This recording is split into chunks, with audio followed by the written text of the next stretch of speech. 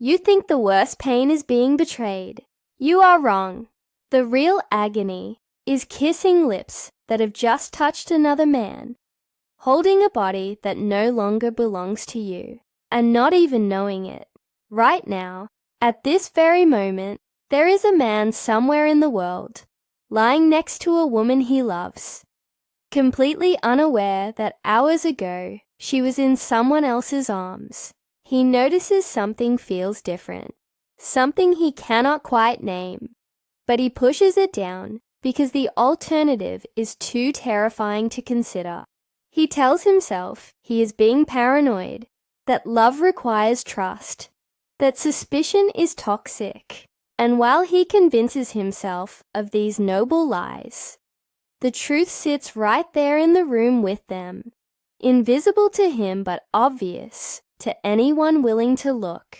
That man could be you.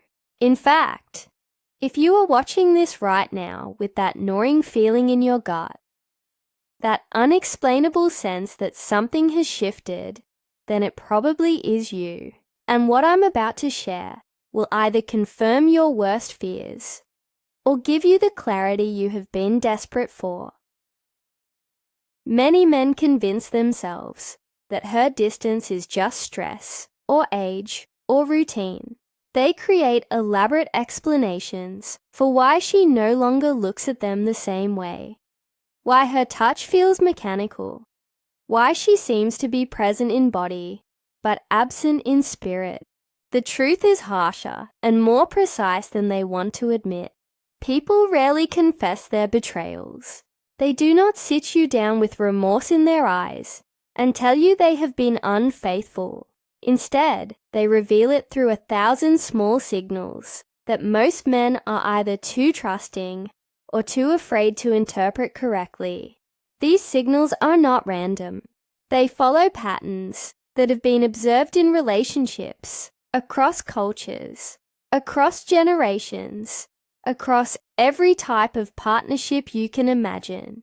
And if you miss these signals, if you choose comfort over truth, you become the quiet accomplice of your own humiliation.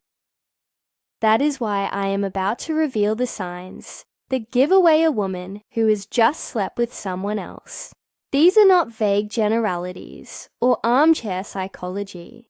These are observable, consistent patterns that appear when physical and emotional boundaries have been crossed. Most men ignore them until it is too late, until they have invested years into someone who checked out long ago, until they have sacrificed their dignity on the altar of false hope.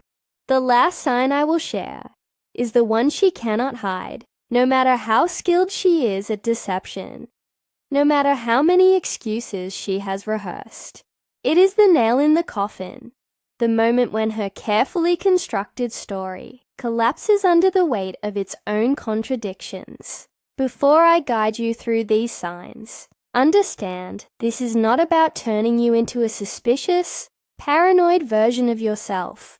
This is about protecting your mental health, your emotional energy, and your future from a situation that will drain you of everything you are. Walking around with doubt eating at you from the inside is its own special form of torture. You deserve better than that. You deserve to know the truth so you can make informed decisions about your life rather than stumbling through a fog of maybe and what if. So pay close attention to what follows, because these patterns do not lie, even when the person you love does. The first sign is subtle and silent, and it quietly breaks more men than they realize. There is a kind of silence that does not come from words. It comes from the body. When you have been with a woman long enough, you develop an intimate knowledge of her physical language. You know when her touch has weight and intention behind it. You know when her kiss carries warmth rather than obligation. You know when her body reaches for you without conscious thought, drawn by genuine desire rather than duties. You also know, somewhere deep in your nervous system, when that current goes dead. This is the most difficult sign to face, because it does not announce itself loudly. It whispers. It shows up in micro-rejections that you initially brush off as isolated incidents, rather than recognizing them as part of a larger pattern. You lean in to kiss her, and she turns her face slightly, offering you her cheek instead of her lips. You touch her shoulder in bed, and instead of melting into your touch the way she used to, she stiffens almost imperceptibly. She says she is tired, and yes, of course people get tired. But there is a difference between the heaviness of exhaustion and the heaviness of indifference. And your body knows that difference, even when your mind refuses to acknowledge it. Tiredness recovers with sleep. Tiredness still allows for small moments of connection, for a hand squeezed under the covers, for a smile that says, "I wish I had more energy for you right now." Indifference does not recover. Indifference does not wish for anything because it has already found what it was looking for somewhere else. Here is the part most men do not want to admit. The biological reality that makes this so painful. When a woman has been fulfilled by someone else, she does not return to you hungry. She returns satisfied. And satisfaction, by its very nature, leaves no space for you. Her body has already given what it had to give. Her desire has already been spent. What she brings home to you is not passion or longing. It is the emptiness that follows release, the calm after the storm, and you are left trying to spark desire in someone who has nothing left to spark. Imagine trying to light a fire that has already burned itself out elsewhere. No matter how many matches you strike, no matter how much kindling you add, the wood stays cold because it has already been consumed by flames you never saw. The common mistake here is denial wrapped in rationalization. You tell yourself it is just stress from her job. You convince yourself it is age catching up with both of you. You decide it is the natural fade that happens in long relationships, that comfortable companionship that replaces the intensity of early romance. And yes, those things happen. Attraction does not maintain the same fever pitch it had in the beginning, but attraction does not die of old age. It does not simply evaporate because you have been together for years. It dies when it moves to another source, when it finds a new outlet, when it gets redirected towards someone who represents novelty and excitement, and all the things that long-term familiarity has supposedly worn away. If she used to pull you close after work, if she used to initiate contact, if her body used to seek yours out in unconscious ways throughout the day, and now she rolls away, now she creates distance, now she treats physical closeness like an inconvenience. That is not routine. That is a signal your nervous system is trying to send you. What do you do with this knowledge? You do not beg. Begging for physical affection from someone who has withdrawn it is one of the most dignity-destroying things a man can do. You do not push harder, trying to force intimacy through sheer persistence. That only makes you look desperate and makes her pull away further. Instead, you observe and you test. You pull back deliberately. You stop initiating. You create the space that she seems to want, and you watch what happens in that space. A woman who still desires you, who is simply going through a temporary phase of stress or distraction, will eventually reach out again. She will notice the distance. She will feel the absence of your touch and want to close that gap. A woman who has given herself to someone else will let the silence deepen. She will welcome the distance because it removes the burden of pretending. Your job is not to force her body to respond the way it used to. Your job is to recognize when the response is gone and make decisions based on that reality. That recognition is painful. brutally so. But it is also liberating in a way that continued denial never can be. When you stop lying to yourself about what her body is telling you, you stop wasting precious energy on a flame that someone else already put out. You stop investing in a connection that exists only in your memory. And if the body no longer speaks to you with any warmth or authenticity, do not think the truth will remain hidden. If her skin has gone silent, her habits will begin to shout. And nowhere is this more obvious than in the cleansing ritual. When a woman has been intimate with another man, she does not walk through your door carrying the scent of betrayal like some scarlet letter. She is not stupid. She is not reckless. She walks in smelling very fresh, sometimes a little too fresh, in a way that feels slightly off if you are paying attention. There is a new perfume that was not there before, applied heavily. There is a shower that lasted longer than usual. There are clothes changed for no clear reason. Underwear swapped in a way that does not match the normal rhythm of her day. On the surface, it looks like self-care. She is taking pride in her appearance. She is trying to feel good about herself. In reality, it can be something else entirely. It can be the erasing ritual, the deliberate removal of evidence, the attempt to clean, not just her body, but her conscience. Many men miss it because they want to miss it.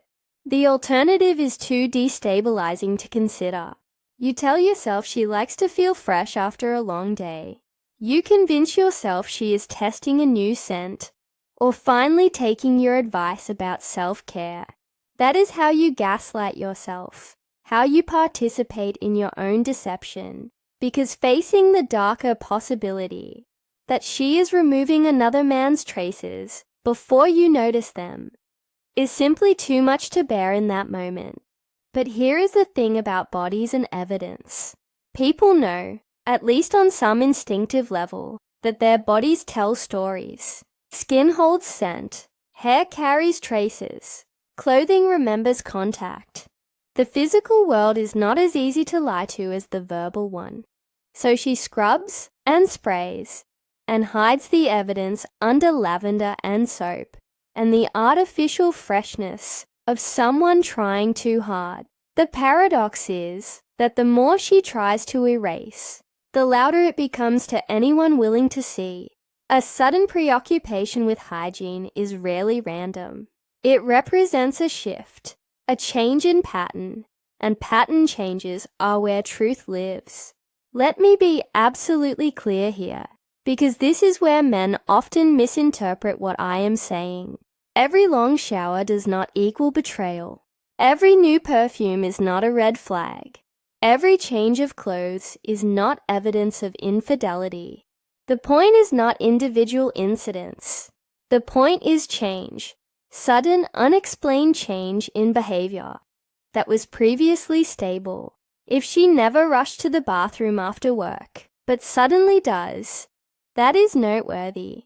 If she begins guarding her laundry like it is classified information, treating her clothing with a privacy that never existed before, you pay attention. If she starts carrying toiletries in her car or bag, items that allow her to freshen up before coming home, you notice the pattern. Psychology is not about absolutes. It is about deviations from established baselines. It is about recognizing when someone's normal shifts in ways that do not have obvious, external explanations. What is the move here? You stop excusing the inexcusable. You do not laugh it off as neurotic cleanliness. You do not congratulate yourself, because at least she is taking care of herself. You observe and you connect dots. If this ritual repeats, if it arrives consistently with that too perfect smile afterward, that smile that seems slightly forced or overly bright, you know something is happening beneath the surface. Men often ignore their nose and their gut, two of the most reliable truth detectors they possess. You smell the new perfume, but call it a pleasant surprise instead of a disguise. You notice the over-cleanliness, the almost obsessive attention to removing any trace of the day. But you label it personal growth instead of evidence removal. That is how you become an accomplice to your own replacement, how you participate in the very thing that is destroying you. The solution is awareness without confrontation, at least initially. When the pattern appears, you do not explode in accusations based on circumstantial evidence. You acknowledge with internal clarity what you are observing. You do not need to accuse. You need to see. Once you really register what is happening with clear eyes, instead of hopeful delusions, you cannot unsee it. That clarity changes how you show up in the relationship, changes the questions you ask, changes your tolerance for explanations that do not quite add up. Hygiene rituals are only the surface layer. Underneath, the game moves to emotion, and guilt has a peculiar way of spilling sideways into unexpected places, transforming into something that looks nothing like remorse, but everything like misdirected rage. When guilt becomes too heavy to carry silently, it is rarely confessed directly. That would require courage and honesty that someone engaged in betrayal typically lacks. Instead, guilt is transferred. It moves from her conscience onto your shoulders through a mechanism psychologists call projection. Suddenly, inexplicably, you become the problem. You walk in the door, and instead of a hello or a smile, you receive a complaint. You loaded the dishwasher wrong. You are too quiet today. No, wait, you are too talkative. You did not ask about her day. When you do ask about her day, you are being intrusive. Whatever you do, however you show up, it is not enough. It is wrong. It is cause for irritation and criticism. That irritation is not random emotional weather. It is strategy, conscious or unconscious, designed to rebalance the moral scales inside her head. Retry.